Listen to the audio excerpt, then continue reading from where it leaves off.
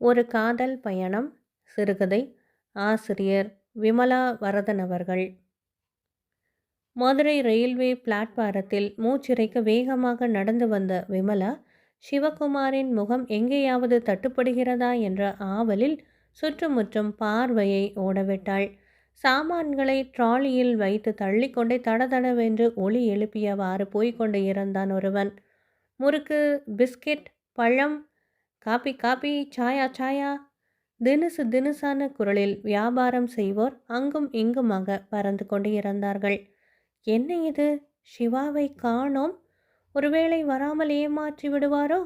ஏதோ இனம் தெரியாத பயத்தில் குறுக்கும் நெடுக்குமாக பிளாட்பாரத்தை அளந்து கொண்டிருந்தாள் விமலா. எங்கேடி விமலா, தனியா கிளம்பிட்ட? எந்த ஊருக்கு?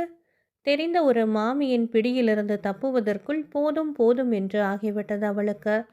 அங்கு அவள் காத்து கொண்டிருக்கும் ஒவ்வொரு கணமும் யுகமாக நீடித்து கொண்டிருந்தது. ஹலோ விமல், ரொம்ப நேரமாக காக்க வச்சுட்டேனா? ஐ ஆம் சாரி. காதருகில் சிவகுமாரின் குரலை கேட்ட பொழுதுதான் சுவாதீனத்துக்கு வந்தாள் அவள். 2 பேருக்கும் ஒரே கம்பார்ட்மெண்ட்டில் ரிசர்வேஷன் கிடைக்கல. கொடைக்கானலுக்கு பிறகு உனக்கு பக்கத்து சீட்டிலே ரிசர்வ் செய்து தருவதாக டிடிஆர் சொல்லியிருக்கார். அதுவரை லேடீஸ் கம்பார்ட்மெண்ட்டில் வந்துடு. தெரிந்தவா கண்ணில் படாமல் கொடை ரோட்டுக்கு பிறகு சேர்ந்து உட்கார்ந்தால் நல்லது தானே? எடுத்த எடுப்பிலேயே அவனோடு சேர்ந்து ஒன்றாக பிரயாணம் செய்யாதது அவளுக்கு சிறிது ஏமாற்றமாகத்தான் இருந்தது. துணிந்து கிளம்பி வந்தாச்சு. இனிமே அவன் சொல்படித்தானே கேட்க வேண்டும். சிறிது நேரத்துக்கெல்லாம் அவர்கள் போக வேண்டிய வண்டி பிளாட்பாரத்தில் வந்து நின்றது. இடம் பிடிப்பதற்காக ஜன கும்பல் அங்கும் இங்குமாக அலை பாய்ந்தது.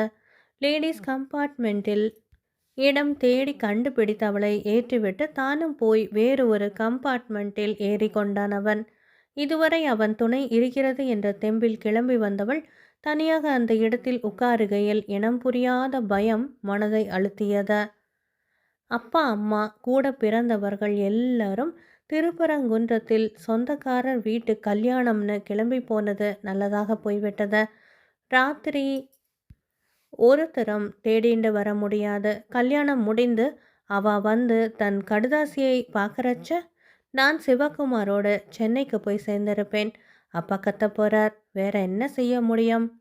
தற்காப்புக்காக தான் எடுத்து வந்த பர்ஸ் ஜாக்கெட்டுக்குள் பத்திரமாக இருக்கிறதா என்று நாசுக்காக ஒரு தடம் தொட்டு பார்த்துவிட்டு சின்ன சூட்கேஸை காலுக்கடியிலே தள்ளி வைத்துவிட்டு அந்த கம்பார்ட்மெண்ட்டில் தெரிந்த முகம் ஏதும் இருக்கிறதா என்று பார்வையை படரவிட்டாள் அவள்.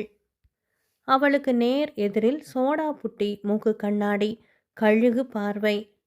அவளுடைய ஆசிரியை அவளையே உற்று பார்த்து கொண்டு உட்கார்ந்திருந்தாள். பள்ளிக்கூட நாட்களிலேயே கண்டிப்புக்கு பெயர் போனவள் அந்த ஆசிரியை. அவளுடைய தீர்க்கமான பார்வையிலிருந்து எந்த மாணவியுமே தப்ப முடியாது. இவளிடம் தண்டனை பெறாத மாணவிகளே கிடையாது எனலாம். வகுப்பில் பாடம் எழுதாத காரணத்துக்காகவோ அடுத்த பெண்ணிடம் கிசுகிசுக்கும் போது வகுப்புக்கு வெளியில் நிறுத்தப்பட்ட நாட்கள் இன்னமும் அவள் நினைவில் அப்படியே நிலைத்து இருக்கின்றன. சிவாவின் இனிய சிரித்த முகம் கண் முன்னால் வந்து நின்றது. சென்னைக்கு சென்றதும் சிவாவின் நண்பன் வீட்டில் போய் அவர்கள் தங்குவார்கள். நாளை மறுநாள் திருநீர்மலையில் கல்யாணம். அப்புறம் சென்னையில் ஒவ்வொரு இடமாக சுற்றி பார்க்க வேண்டாம். திடீரென்ற சுய நினைவு பெற்று திரும்பிய பொழுது இவளையே உற்று பார்த்து கொண்டு அந்த ஆசிரியை உட்கார்ந்து இருப்பதை பார்த்ததும் சங்கடத்துடன் நெளிகிறாள் விமலா. என்ன விமலா, எங்கே கிளம்பிட்ட? கூட யாரும் துணைக்கு வரலையா? சனியன், பள்ளிக்கூடம் படித்து முடிச்சு விட்டு வந்த பிறமும் இந்த கழுத்தறுப்பு. இதோட தொல்லை விடாது போலிருக்கு. மனதிற்குள் ஆசிரியையை கருவிக்கொள்கிறாள். எங்கள் சித்தி வீட்டில் விசேஷம். அம்மா அப்பாவால் போக முடியலை. அதனால் என்னை போயிட்டு வர சொல்லி அனுப்பிச்சிருக்காங்க. சமயத்தில் போய் தான் எப்படி வேகமாக ஓடி வருகிறது. ஓஹோ, அப்படியா? எந்த இடத்துல? மெட்ராஸில் அவங்க குடியிருக்காங்க. ஸ்டேஷனுக்கு யாராவது கூட்டி போக வருவாங்களா? மாம்பழம் யாராவது வருவாங்க. இல்லையானா நானே விசாரிச்சுண்டு போயிடுவேன். அப்போ உனக்கு மெட்ராஸில் எல்லா இடமும் நன்னா தெரியும்னு சொல்லு. கழுகு பார்வை. சனியன், எப்படியாவது இது வாயில் விழாமல் தப்பிச்சு போகணும். அப்பாவுக்கு இதை நன்னாவே தெரியும். வாயை பிடுங்கி வத்தி வைக்காம இருக்கணும். விமலாவின் மனம் பொறுமுகிறது. ஒரு நிமிடம் டாய்லெட் வரைக்கும் போயிட்டு வந்துடுறேன். கொஞ்ச நாளை டாய்லெட்டுக்கு போய்விட்டு இது கண்ணில் படாமல் வெளியில் வந்து நின்று வேடிக்கை பார்த்துட்டு நாளைய கழிச்சாகணும். என்ன விமலா, போனவள் ரொம்ப நாளையாக திரும்பி வரவே காணோமேன்னு பயந்துட்டேன். நீ இப்போ என் மாணவியா இல்லாவிட்டாலும் என் பழைய மாணவியோட நலத்தில் எனக்கு அக்கறை இருக்கு என்றாள் ஆசிரியை. கொடை ரோட்டில் சிவா வரவில்லை. இனி திண்டுக்கல் தான். நிச்சயமாக உங்கள் அன்பும் கண்டிப்பும் எங்களுக்கு மறந்து போகுமா மேடம்? கொஞ்சம் ஐஸ் வைத்து பேசுகிறாள் விமலா. இப்போ நீ உங்கள் சித்தி வீட்டு கல்யாணத்துக்கு போக போகிறது இல்லைன்னு எனக்கு தெரியும். ஸ்டேஷனில் உன்னை வழி அனுப்ப உன்னை பெத்தவா ஒருத்தரும் வரவில்லை. அப்பா அம்மாவால் வந்து ஏற்றிவிட முடியவில்லை. என் தோழிதான் கூட வந்து ஏற்றிவிட்டாள். என்னை ஏமாற்ற முடியாது விமலா. உன் பாய் ஃப்ரெண்டு கூட சென்னைக்கு போக போகிற. அவன்தான் உன் கூட வந்து ஏற்றிவிட்டு வேறு பெட்டியில் வருகிறான் என்ற விஷயம் எனக்கு தெரியும். கழுகு பார்வை சரியாக தன்னை கவனித்து விட்டதே. என் பழைய மாணவி வழி தவறி போகக்கூடாது. அப்பா அம்மா கிட்ட உனக்கு இந்த பையனை பிடிச்சிருக்குன்னு சொன்னியா? அவங்க உன் மனசுக்கு மாறுதலா மறுப்பு எதுவும் சொன்னாங்களா? அப்பா அம்மா கிட்ட சொல்ல நேரம் கிடைக்கல. அவங்களுக்கு இவரை நிச்சயமாக பிடிக்காது. நான் அவரை முழு மனசோட விரும்புகிறேன். அவர் நண்பர் வீட்டில் போய் இறங்கிண்டு திருநீர் மலையில் கல்யாணம் வச்சுக்கலாம்னு தீர்மானத்தோடு கிளம்பி வந்திருக்கோம். ஓஹோ, ஸோ அப்படியா விஷயம்? அவருக்கும் தாயார் தகப்பனார் ஒருத்தரும் கிடையாது போலிருக்கு. நீங்கள் 2 பேருமே முடிவு செஞ்சு வாழ்க்கையை அமைச்சுக்கலாம்னு தீர்மானிச்சுண்டேள் இல்லையா? நேரான வழியில் தான் போக போகிறோம். இதில் என்ன தப்புங்க மேடம்? நீ இப்போ எடுத்த முடிவை மாற்றிண்டு உடனே திரும்பி ஊருக்கு போயிட. ஏங்க டீச்சர், நான் திரும்பி போகணும்? சிவகுமார் ரொம்ப நல்லவர். உன்னை விட அந்த பையனை எனக்கு நன்னாவே தெரியும்.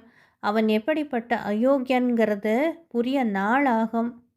ஆனால் நான் எப்படிங்க திரும்பி போய் அப்பா அம்மா முகத்தில் விழிக்கிறது? ஈனஸ்வரத்தில் கேட்டாள் விமலா. நான் என் கைப்பட ஒரு கடுதாசி எழுதி தரேன். இப்போவும் ஒன்றும் லேட்டாகி விடவில்லை. திண்டுக்கல்ல திரும்பி போகிறதுக்கு ரயில் இருக்கும். நானே பார்த்து ஏற்றி விடுறேன். உன் நன்மைக்காக உன் வீட்டுக்கு போகிறது தான் நல்லது. நீச்சல் தெரியாதவனை நம்பி தண்ணியில் இறங்க நான் அனுமதிக்கவே மாட்டேன். அவள் காதல் நிறைவேறப் போவதில்லை என்று சொல்லுவதைப் போல திண்டுக்கல் ஸ்டேஷன் வந்து நிற்கிறத. வேகமாக அவள் கையை பிடித்து இழுத்து கொண்டு பிளாட்பாரத்தில் இறங்கி சுற்றும் முற்றும் பார்த்து கொண்டு ஏதோ ஒரு பேசஞ்சர் வண்டி மதுரைக்கு கிளம்ப தயாராக நின்று கொண்டு இருப்பதை கவனித்து விடுகிறாள் அந்த ஆசிரியை. கைப்பிடியாக அவளையும் கூட அழைத்து கொண்டு போய் டிக்கெட் வாங்கி கொண்டு அவள் கையில் கொடுத்து வண்டியிலே ஏற்றி விடுகிறாள் அவள். டீச்சர் டீச்சர் என்று ஏதோ சொல்ல முற்படுகிறாள் விமலா. மூச், எனக்கு நீ ஒன்றும் சொல்ல வேண்டாம். ஊரை பார்க்க போய் சேர இந்த கடிதத்தை அப்பா கிட்ட கொடு. நடுங்கும் கரங்களுடன் அதை வாங்கி கொள்கிறாள் விமலா. அவசரமாக தன் வண்டிக்கு திரும்பிச் செல்லும் ஆசிரியையை பார்த்து கொண்டு திக்க பிரம்மையுடன் அமர்ந்திருக்கிறாள் அவள்.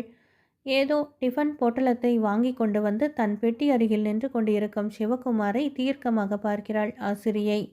தன்னையே உற்று பார்த்து கொண்டிருக்கும் அவளது பார்வையை தவிர்த்து உட்கார்ந்து இருக்கும் ஒவ்வொரு வரிசையாக விமலாவை தேடி ஏமாற்றத்தோடு திரும்பிச் செல்கிறான் அவன். எதிர் வண்டியில் கண்ணீரோடு தான் வந்த வழியே திரும்பி கொண்டிருக்கும் விமலாவை பார்த்ததும் ஏதோ ஒரு திருப்தியாக இருக்கிறது அந்த ஆசிரியைக்கு. எல்லா மாணவிகளிடமுமே கண்டிப்பாக இருந்த தான் பெற்ற பிள்ளையிடம் கண்டிப்பு காட்டி வளர்க்க தெரியவில்லையே. வீட்டுக்கே வராமல் ரவுடித்தனமாக ஊர் சுற்றி கொண்டு இருந்த தன் பிள்ளை இப்படி பெண்களை ஏமாற்றி கொண்டு திரிகிறான் என்று கேள்விப்பட்ட பொழுதெல்லாம் குன்றி போயிருக்கிறாள் அவள். கடைசியில் இந்த அப்பாவி பெண் விமலாவையும் ஏமாற்றி அழைத்து வந்து விட்டானே. அந்த பெண்ணை காப்பாற்றிவிட்டோம் என்று நினைக்கும் போது ஆஸ்வாசமாக இருக்கிறது அவளுக்கு. உண்மையை அறியாமல் அநியாயமாக தன் கனவு கோட்டையை தகர்த்து எரிந்துவிட்ட அந்த ஆசிரியையை சபித்து கொண்டே மதுரையை நோக்கி செல்லும் பேசஞ்சரில் உட்கார்ந்து இருக்கிறாள் விமலா. அன்பானவர்களே, விஜயா வரதன் அவர்கள் எழுதிய காதல் பயணம் சிறுகதை நிறைவு பெற்றது. நன்றி.